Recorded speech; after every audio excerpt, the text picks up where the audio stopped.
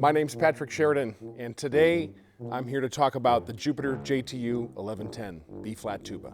A B-flat tuba has this wonderful characteristic sound if it gets put together the right way, and that's the very first thing that attracted me to this instrument. It has a real profound sound that is wonderful by itself, but when you're using it in an ensemble situation, it can become the foundation, the bedrock of a great concert band. And it also has this wonderful round characteristic that you can make with it, which makes it perfect for playing a march. The fun factor of it is the ease of the ability to be able to produce this sound that's so much fun. That we've been able to use modern developments in terms of how things are manufactured and how things are put together to make that sound even more resonant and more of a signature has been a real thrill to be involved in. And you can hear it when you play it, especially in the registers where you're going to be hearing this in the bottom of a concert band, in the middle of the staff and down.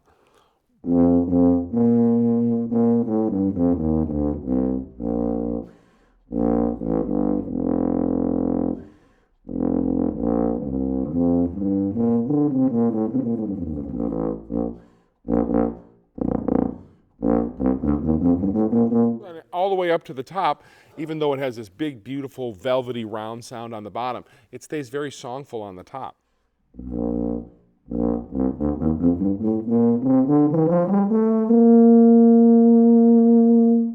Makes a beautiful sound up there as well. So it's really great for younger students to be able to get started on and having a full-size instrument to make a full-size sound on that's not too difficult. Because the access to the slides are very easy, any sort of extra intonation issues are very easy to handle. And we designed this area so that it would be more compact, so easier for a variety of size of humans to be able to hold. The access to the slides became paramount to be able to quickly get to somewhere to adjust it. Not only are they easy to reach, but the amount of slide that we put into that area allows for the adjustment to be quite wide to be able to get where you need to go. The tone characteristics and its resonance of a brass instrument comes from the bell.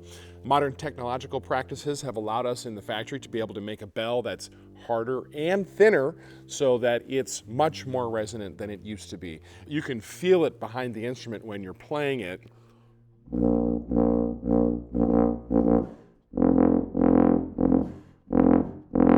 It's just this great vibration that's happening here. So there's wonderful feedback behind the instrument, which is inspiring when you play it, but it also throws the sound across the ensemble and out into the hall, which is where you want it.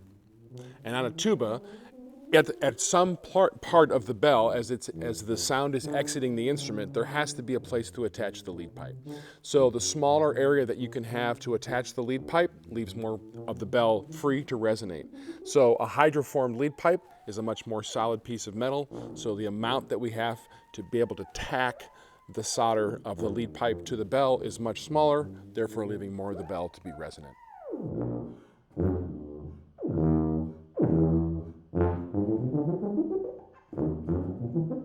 There always has to be a compromise in terms of the lead pipe's distance up and down because everybody's a different height. So what we really wanted to be able to do, since people are going to either use it a little bit higher or a little bit lower depending on how tall or short they are, is make sure that the back angle of the lead pipe was flush with the instrument, so parallel, so that when it's raised and lowered, there doesn't become some sort of more severe angle if it was angled the wrong way. Then the other part of that is there's also a balance between being too far back away from the instrument because it makes it very difficult to reach the valves, and then being too close to the instrument where then it tends, especially with students, where they tend to go over here, and then we don't get very good valve action. It's much better to be having your fingers like this. One of the great ergonomic features of this instrument is the way these valves have been aligned and put there. But to be able to rest your hand comfortably, you need to have a thumb ring that's in the right position.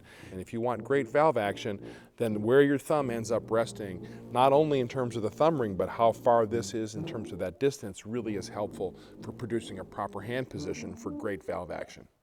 At the bottom of all of it, all any artist wants to be able to do is to take what's in their imagination and have it come out the instrument.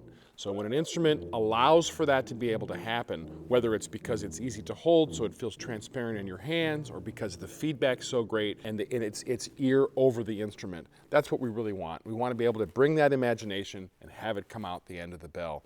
Whether it's an ensemble type of approach, like something beautiful,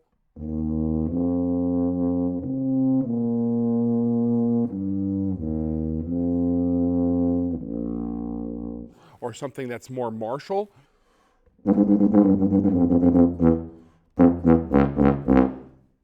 Or whether it's something that's just purely from your imagination.